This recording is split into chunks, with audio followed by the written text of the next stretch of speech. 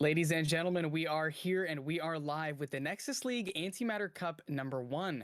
Now, you know Antimatter as the team that has thrown a Kanto Cup, we have thrown a Johto Cup, and we are now throwing kind of our own original spin on things. We have seen a lot of the Sylph Cups, like the Rose Cup, the Baby Cups, a lot of the thematic events, and we thought it would be kind of a fun way for Nexus League to make its stamp and make its impression on the community by having a cup featuring around our own branding and logos. So, of course, as you guys who are competing know, but the viewers may not, this is going to be a cup centered around white, gray, black, and purple Pokemon, hence the Nexus aesthetic. But guys, I am just the host for the day. I only hosted the Kanto Cup. I am joined by two incredible casters. You may recognize them from the previous shows that we have had, mostly the Johto Cup, where I had this exact same host and talent roster. Guys, these people need no introduction, but I have 6'4" Ninja and PvP Steve on the deck right behind me. Gentlemen, how are you feeling today?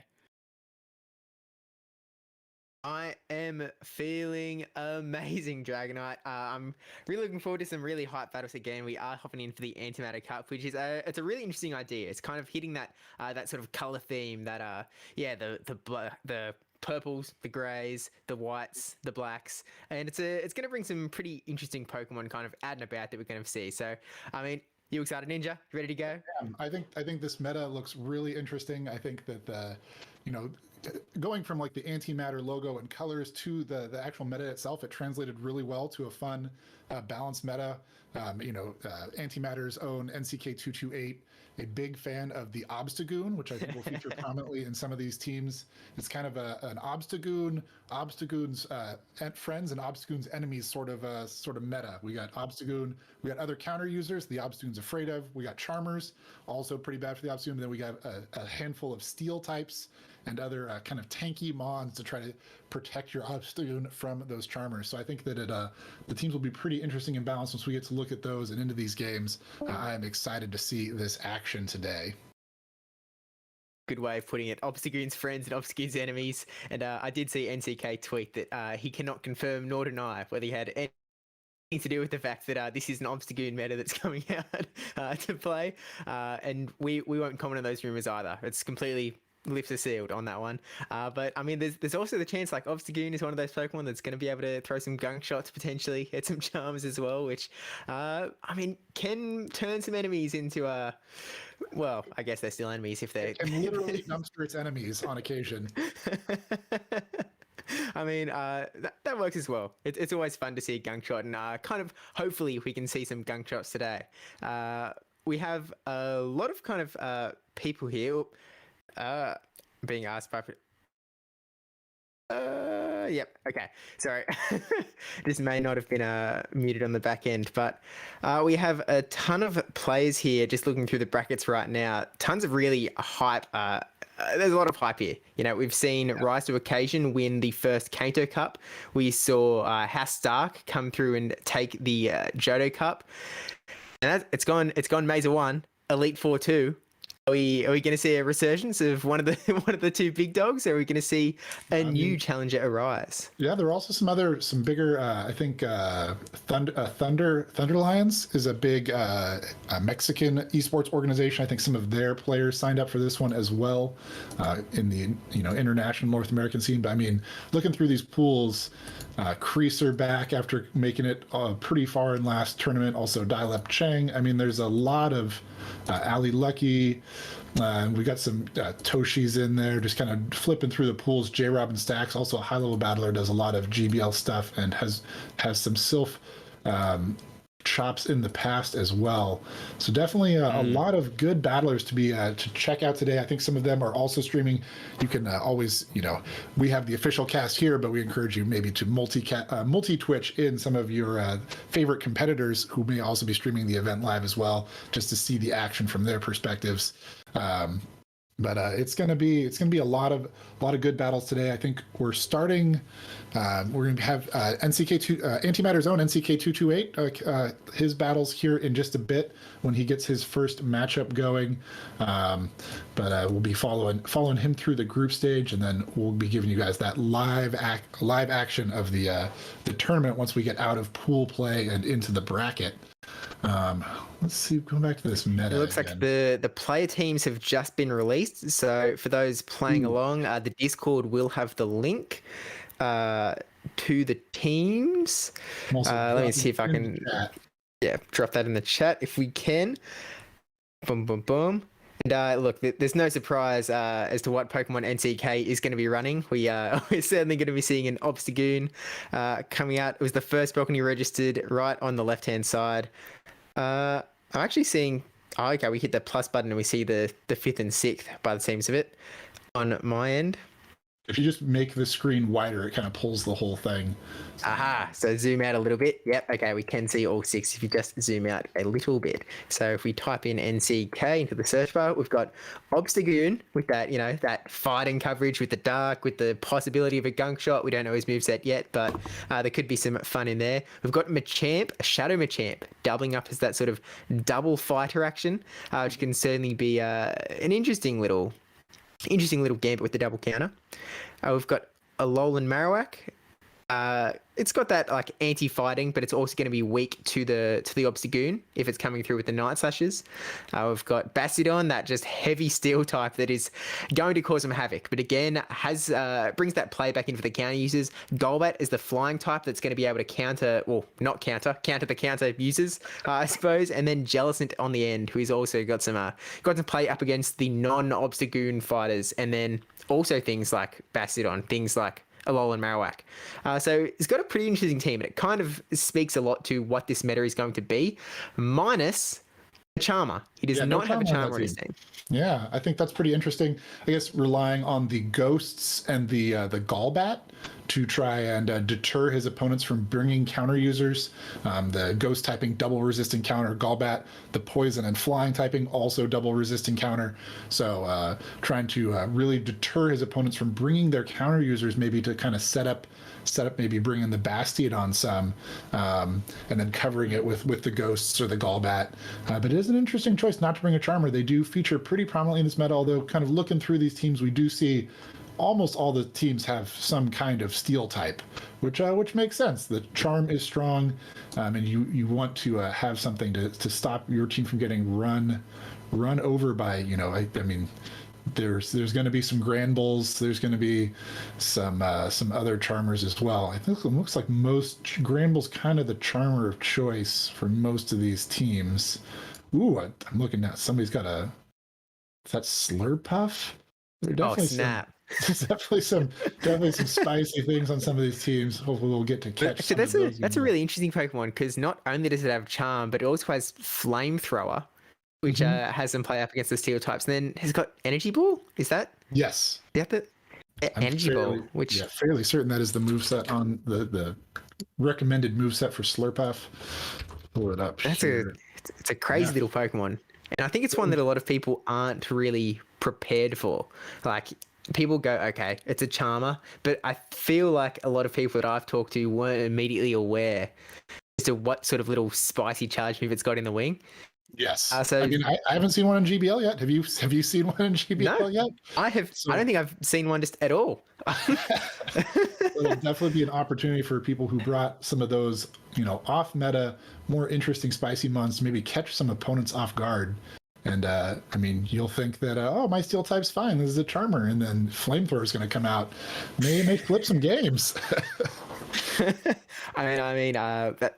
It's part of what we're hoping to see, right? Some spice little things. I guess it's also got that energy ball for something like a Jellicent that like NCK might pull out. Yes. Energy ball exists, and it is going to be scary, to say the least. Really going to force it. Well, I was going to say some shield usage, maybe one shield. I don't think Slurpuff is going to be getting to too many charge moves because Charm isn't the quickest charging thing in the world. Yeah, two energy per turn is pretty low. A lot of other fast moves that generate that low of energy just don't see any play because they don't generate they don't do as much damage, right? Like we rarely see Bite Mons in any meta. It does 4 damage per turn, which is pretty reasonable. It's like Dragon Breath damage, but that 2 energy per turn really holding back its viability because you can't. It's hard to get to your charge moves. So if you're stuck in a bad matchup, you don't have much you can do. But a Charm, that extra damage on the extra damage portion of it kind of mitigates the downside there of not being able to get to your charge moves as well. And we see that as well with like Razor Leaf, right? Razor Leaf's another 5 damage per turn fast move, only generates 2 energy per turn. But in any matchup where the Razor Leaf isn't resisted, you're in trouble. And sometimes even single resisting Razor Leaf is not enough. We'll see that there with some of the Charmers too. I'm sure some of these Charmers will be going up against the Gallbats or some of these other mons that only single resist Charm, and it'll take some chunks out of stuff.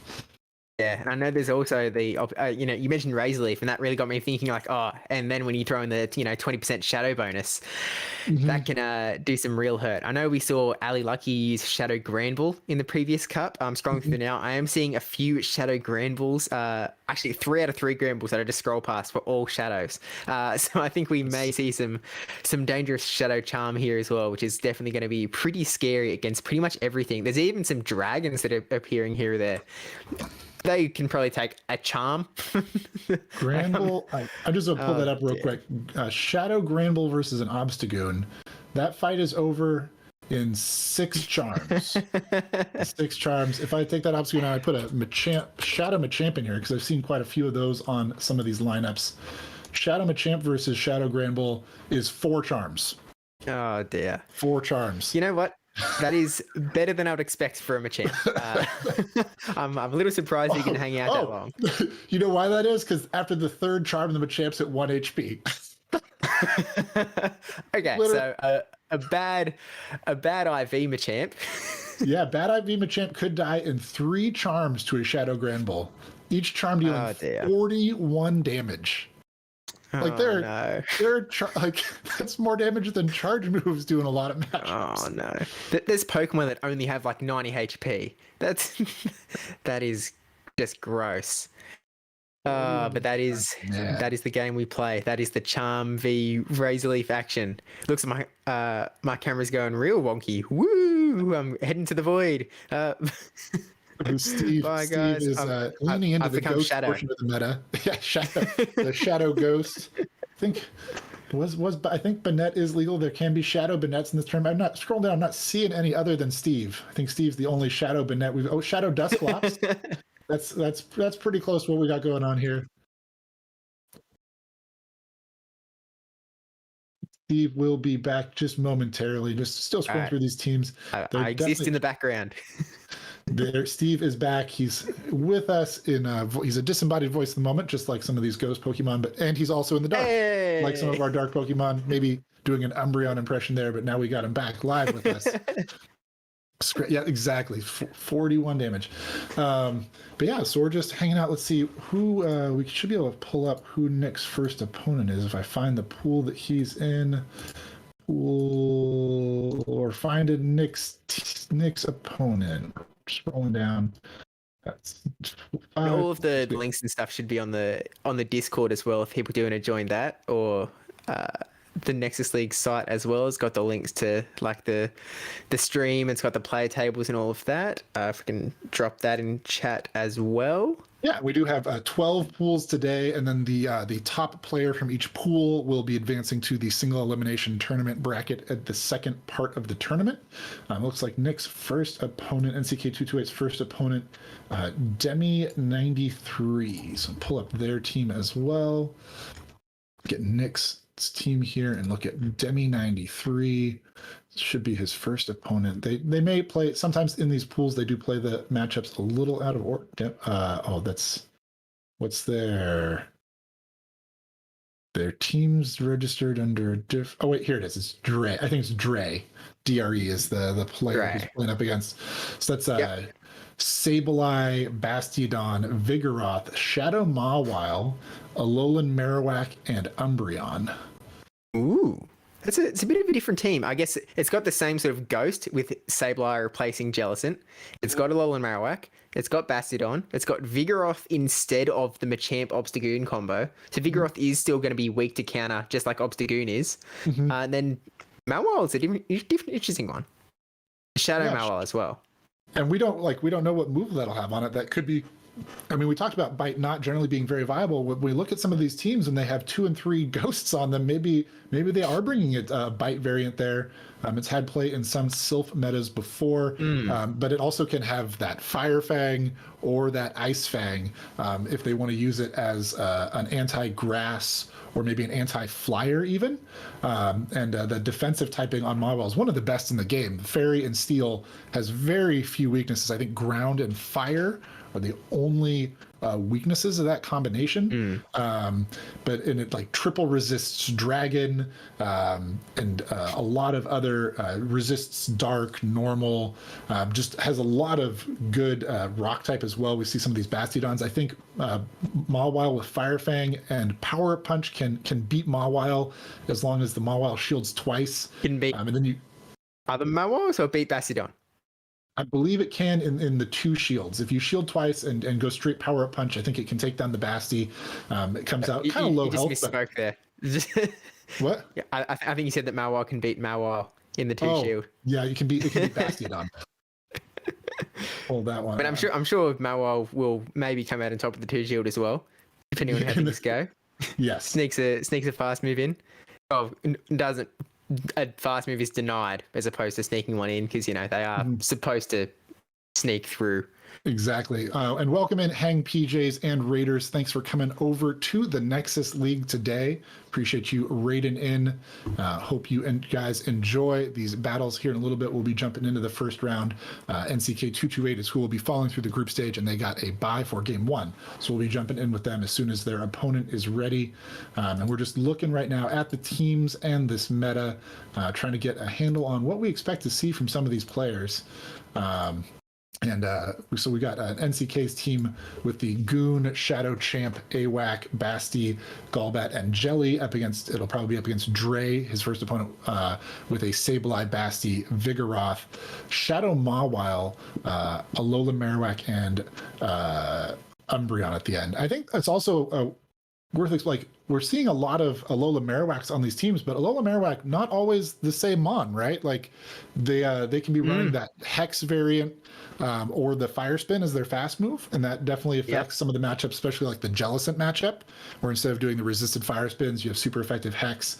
The energy charge is a little faster, and then there's kind of an array of charge move options that the Alolan Marowak can run, depending on if you like baiting with the Bone Club. Also helps against the Bastiodon matchup, where it's double super effective. Yeah.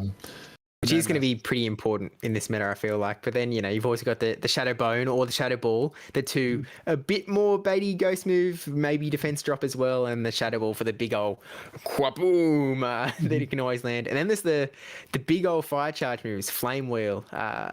Is a pretty scary one if you can land it in the right spot. I wouldn't ever expect that a Marowak is going to be running a fire charge move, but it's always something that you kind of have to keep in the back of your mind. Like, it could be there. It could be about to, hit my Bastiodon for a little bit better than it might have with a Shadow Bone, for example. Yeah. Although actually, is that neutral against Bastiodon because it's still rock? It is neutral. So I think against the Bastiodon specifically, the ghost moves are probably still a little more efficient unless you have the Bone Club, where it has to be 2 stages super effective to be better than the ghost moves. But I think the big play there with the Fire Blast or the Flame Wheel is going to be against some of these normal types, right? That normally the Marowak Bone Club doesn't do much damage. You have then a ghost move usually paired with it, either the Shadow Bone or the Shadow Ball. So are you going to shield your Snorlax? Are you going to shield your Obstagoon? Are you gonna, shield some of your other these mons that they don't really care about ghost moves, and the Bone Club doesn't do much. But if they go to 8 fire spins, Fire Blast almost one shots a lot of those mons. So we will maybe see some ridiculous Fire Blast. Sometimes people just no shield and that comes through. But it depends on what these players are running, what they're comfortable with. And in the tournament format, what you can surprise your opponent with, and if that can, be in a deciding game, right? Because once you reveal you have that Fire Blast, it definitely changes how that plays out if you get in the same situation again. Yeah, and then at that point, you kind of have to wonder, what the other move is. Like, if you've got Bone Club as the other move, then something like your Jellicent's going, hey, I'm here to play, baby. Bone Club, fire. I do not care. But I guess, if you still have Hex. No, you're still not coming out of that matchup no matter what. If you've got Hex, Bone Club, Flame Wheel, you are not being a Jellicent. No. Unless that Jellicent's already lost 95% of its health in another matchup and it happens to have no energy, you're not coming out of that one. But I feel like Bone Club is surely a standard moveset in this cup, especially with all of the Bastiodons. And then some sort of ghost move, because there's just so many ghosts that would be kind of walling an old Marowak otherwise. I have returned to Shadow Form by the seams of it. Yep, it's just a question then of which of the matchups are you looking at more? Shadow Bone usually a little bit better in a lot of the neutral matchups because you get to it that a couple turns sooner, costs a little less energy than the Shadow Ball. But specifically in that Alola Marowak mirror, which we'll probably see some here in the tournament because there are quite a few Alola Marowaks. Having Shadow Ball means that you can essentially just delete the opposing Marowak, where the Shadow Bone leaves them on enough health that they can usually also get to another charge move. So pretty. Kind of depends on how you're trying to run the team, what matchups you care about most, and a lot of these players, they do a lot of studying and preparing for these tournaments and putting together these teams of 6 to try to make sure that they're covering their weaknesses, and that comes down to having the right mons, the right moves, the right typings, and then just kind of crafting it together in a way that trying to cover all those gaps, trying to maybe make it look like they're weak to something they're not by using different movesets than are normally expected so they can bait things out. A lot of that goes into these high-level players building these teams and bringing them to these tournaments.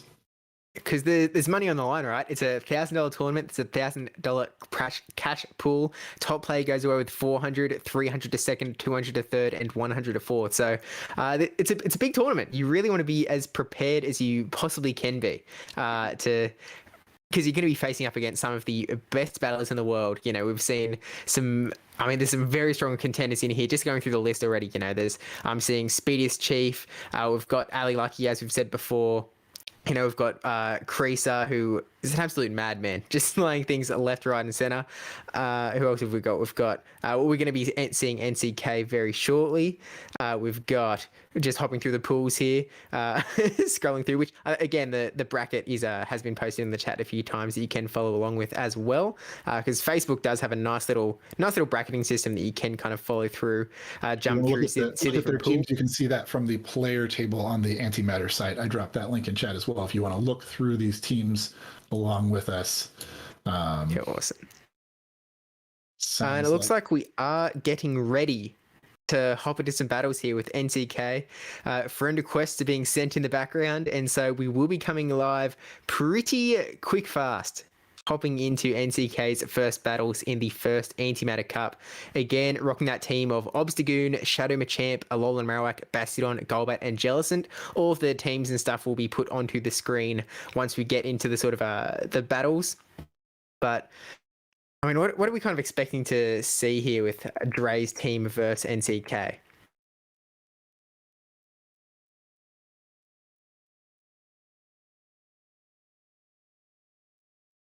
He just has the Vigoroth. I think looking through these teams, Shadow Machamp is looking really strong for NCK 228. The Obstagoon is as well, but Obstagoon not quite as strong in like the Vigoroth matchup, where it's taking double super effective back from the counters and only dealing single super effective with its counters. But I guess, I mean, both of those counters have pretty good play. The one kind of thing standing in their way would be maybe that Sableye, but I think both Obstagoon and Shadow Machamp have decent matchups in Sableye, because the dark typing on Sableye means the counters are only single resisted instead of double resisted like the most of the ghosts have. So really that AWAC stands out as the one thing there that's really kind of trying to stop the counter users. But the Obstagoon, it's not really that afraid of the AWAC. It has the Night Slashes and the potential for the boost off those Night Slashes. And the Shadow Machamp with the Rock Slide, it can essentially just delete a Alolan Marowak if you land that Rock Slide. So I definitely expect to see at least one of those counter users come out. It feels like they have a lot of play in this specific matchup. I mean, absolutely. You don't want to get yourself locked into a case where there's a Bastiodon facing you and you have nothing to throw at it.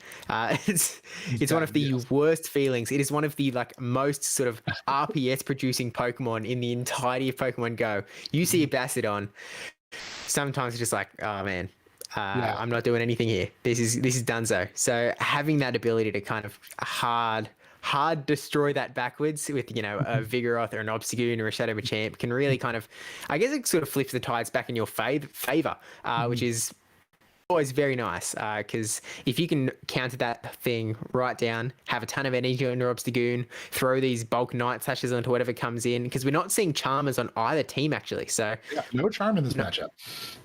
So it's a pretty interesting spot, with Charm being, so I guess that's one downside for NCK not having a Charmer to take on the Sableye specifically, because, that is famously Sableye's one and only weakness, that fairy times 4 Delio.